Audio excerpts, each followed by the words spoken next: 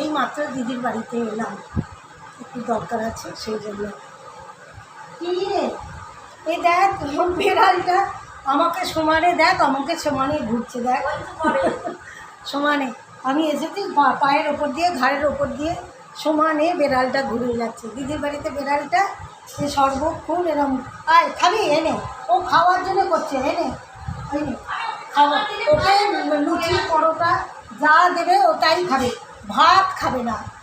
দিদির বাড়ির বিড়ালটা ভাত খাবে না, লুচি পরোটা তুমি যা দেবে ওটাই খাবে। ভাত দিলে মাছ মাংস সব খাবে, কিন্তু ভাত একদম দিলে খাবে না। ও এমন। আর হচ্ছে খালি দাও, দিদির বাড়িতে রোজই লুচি পরোটা, ওর ছেলেরা টিফিন খায় সকালবেলা, ওদের রোজের লুচি পরোটা ওদের আছে। রুটি খেতেই চায় না ছেলেরা, দুই ছেলেই রুটি খেতে চায় না, একদম লুচি নাহলে পরোটা। আর দেওয়া আলো ওকে রোজ দেবে, আর রোজ এসে বসে বসে শুধু এই নে লুচি পরোটা খাবে।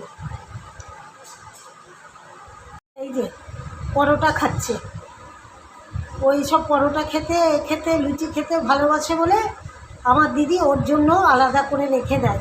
বলে ও যখনই ঢুকবে তখনই চাইবে, সেই দিদির ক্যাসারোলটা থাকবে, ওইখানে গিয়ে তাকিয়ে তাকিয়ে দেখবে। তারপরে দিদি ক্যাসারোল থেকে লুচি পরোটা যা থাকবে নিয়ে এসে দেবে, খাবে, তারপরে আবার বেরোবে। আবার যখন এরা ভাত খেতে বসবে তখন আবার আসবে, এসে মাছ মাংস যা থাকবে খাবে। দিদিদের এই যে বিড়ালটা, ও সর্বক্ষণ দিদির বাড়িতে, কিন্তু কোনো জিনিসে মুখ দেয় না। ও কোনো খাবার দাবারে মুখ দেবে না, মাছ থাকলেও দেবে না, চাপা দেওয়া থাকে তাও দেবে না, কিচ্ছু করবে না। ও কোনো কিছুতে মুখ দেবে না। এদিকে খুব ভদ্র, ওরে বাপরে ভীষণ ভদ্র একদম। এসেছি, দিদি বলছে দুটো খা, টিফিন করছি। বড় ছেলে বলে গেল যে মা পরোটা করো, আমি এক্ষুনি আসছি, আমার খুব খিদে পেয়েছে। ওই জন্য দিদি করছে পরোটা, আর আমাকে বললে তুই এসেছিস দুটো খা, আমি এক্ষুনি চলে যাব, আমার আসবে, বর আসবে, সেই জন্য আমি চলে যাব। বাড়িতে গিয়ে রান্না করব, চান পুজো সব বাকি রয়ে গেছে, বাড়িতে গিয়ে করব। সেই জন্য দিদিকে বলছে আমি কিছু, দিদি বলছে খাবি না, ভাত খেয়ে যাবি না? বলছি না না, তোর ভগ্নিপতি আসবে, আমি গিয়ে রান্না করব, সেখানে কি করে খাবো, তাই বলছিলাম দিদিকে, সেটাই বলছিলাম দিদিকে, কী করে খাবো, তোর ভগ্নিপতি আসবে, রান্নাটা তো গিয়ে করতে হবে, নাহলে সে খাবে কি? মাংস এনে দিলে কী হবে?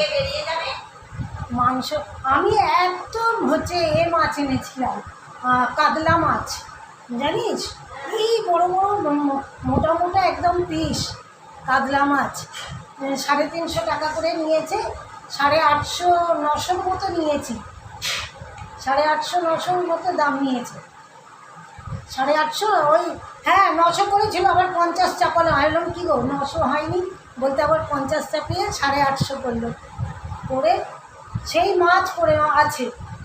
এবার বাড়িতে গিয়ে মাছ বার করব, বার করে তারপরে অসিত তো এখন হচ্ছে খাচ্ছে না, মাংস টাংস এখন খুব কম খাচ্ছে, শরীরটা ভালো নেই, সেই জন্য ও বলছে একটু আমি শরীরটা ঠিক হোক, পেটের গণ্ডগোল হচ্ছে, একটু ঠিক হোক তারপরে মাংস খাবো।